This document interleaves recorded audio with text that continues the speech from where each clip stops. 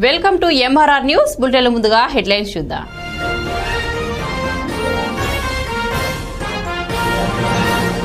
ఈరోజు దర్శి టౌన్ లో పలు అభివృద్ధి కార్యక్రమాలకి శంకుస్థాపన చేసుకోవడం జరిగింది. ఫస్ట్ మెయిన్ గా జోమ్ కాలువ. ఇది డ్రైనేజ్ సమస్య ఎన్నో సంవత్సరాలుగా ఉంది. మొన్న వర్షానికి కూడా అక్కడ రోడ్ అంతా బ్లాక్ అయిపోయి ప్రజలకు ట్రాన్స్పోర్ట్ అది చాలా ఇబ్బందికరమైన పరిస్థితిలో ఉండగా అది ఇప్పుడు కుర్చేడు అటువైపు రోడ్ నుండి ఆ డ్రైన్ అంతా కనెక్ట్ అయ్యి మొత్తం చింతలపాలెం వరకు వెళ్లేలాగా, ప్లస్ నెక్స్ట్ ఇప్పుడు అది 55 లక్షలకు గాను, నెక్స్ట్ దాని ఎక్స్టెన్షన్ 30 లక్షలకు గాను, అట్లాగే అక్కడ ఉన్న పైప్ కల్వర్ట్ డ్యామేజ్ అవటం వల్ల అది కూడా కలెక్టర్ గారి దృష్టికి తీసుకెళ్లాము.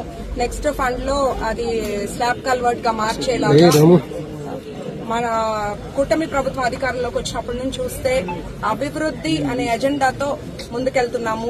ఎక్కడ ప్రజలకి ఎటువంటి ఇబ్బంది లేకుండా, అట్లాగే సంక్షేమం అందరికీ అందాలి, ప్రజలందరూ సంతోషంగా ఉండాలి, ప్రశాంతంగా ఉండాలి, ఎటువంటి కక్ష సాధింపులు ఉండకూడదు, విధ్వంసం ఉండకూడదు అనే కాన్సెప్ట్ తో అనే పద్ధతిలో ముందుకెళ్తున్నాము. అలాగే ఇవాళ ఎంఈఓ బిల్డింగ్ శంకుస్థాపన చేసుకోవడం జరిగింది 53 లక్షల రూపాయలతో ఎంఈఓ ఆఫీస్ కి. నెక్స్ట్ 8వ వార్డులో సీసీ రోడ్స్ అట్లాగే డ్రైన్స్ 15 lakhs తో శంకుస్థాపన చేసుకుంటూ వెళ్తున్నాము. కూటమి ప్రభుత్వం ఎప్పుడు కూడా అధికారంలోకి వచ్చినప్పటి నుంచి మనం చూస్తే ఎప్పుడు అభివృద్ధి సంక్షేమం ప్రజలందరికీ అందాలి.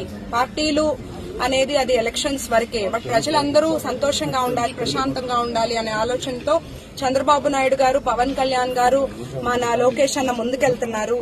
వైసీపీ చూస్తే గత 5 ఏళ్లలో ఒక విధ్వంసం, రాష్ట్రాన్ని చిన్నాభిన్నం చేశారు.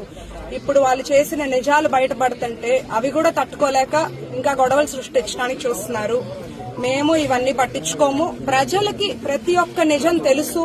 ప్రజలు వాళ్ళకి 11 సీట్లు ఇచ్చి ఇంట్లో కూర్చోబెట్టినా కూడా ఇంకా వాళ్ళలో మార్పు రాకుండా ఇంకా విధ్వంసం, ఇంకా అల్లర్లు చేయడానికే చూస్తున్నారు. ఇప్పుడు చూస్తే తిరుపతి లడ్డు క్లియర్ గా సుప్రీంకోర్టు ఏర్పాటు చేసిన సెట్ లో తెలిసింది కల్తీ నెయ్యి ఉందని.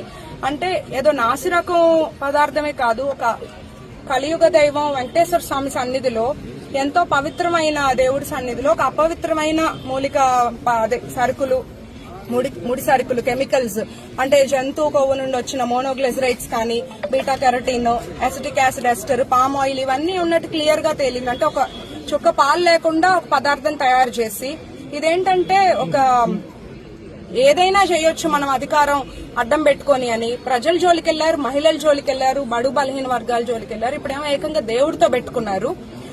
ఇక్కడ క్లియర్ గా అర్థమయ్యేది ఏంటంటే ఒక మతాన్ని కించపరిచేలాగా వాళ్ళు పనిచేశారు. ఒక మతానికి గౌరవం లేకుండా, అంటే వాళ్ళకి ఎవరికన్నా వెంకటేశ్వర స్వామి అంటే నమ్మకం లేదంటే అది వాళ్ళ ఇష్టం, కానీ లక్షల ప్రజలు, కోట్ల భక్తుల నమ్మకాన్ని, విశ్వాసం మీద అది గాయపరిచినట్టు బిహేవ్ చేశారు. దీనికి ఖచ్చితంగా వాళ్ళ గవర్నమెంట్ క్షమాపణ చెప్పాలి. మా ప్రభుత్వం ఒక డిసిప్లిన్ ఉన్న పార్టీ, అట్లాగే ఎప్పుడు కూడా కక్ష సాధింపులు ఇలా కాదు. చట్టం వాళ్ళ పని వాళ్ళు చేసుకుంటా ఉంటది. మేం ప్రజలకు అందుబాటులో ఉండాలి. మాకు మా నాయకుడు చెప్పింది ఒకటే, మనం ఎప్పుడు కూడా సేవకుల్లా పనిచేయాలి, అభివృద్ధి అనే పదంలో ముందుకెళ్లాలి అని. దర్శి నియోజకవర్గంలో చూస్తే ఇప్పుడు దాదాపుగా 10 ప్రాజెక్టులు తెలుగుదేశం పార్టీ హయాంలో స్టార్ట్ అయ్యి గత 5 సంవత్సరాలు ఆగిపోయినవన్నీ కూడా ముందుకు తీసుకెళ్తున్నాం. ఇంకా మరింత దర్శిని అభివృద్ధి పదంలో తీసుకెళ్లడానికి కష్టపడుతున్నాము. ఇవాళ అన్ని కార్యక్రమాల్లో పాల్గొన్న పెద్దలకు, ప్రజలకు అందరికీ ధన్యవాదాలు.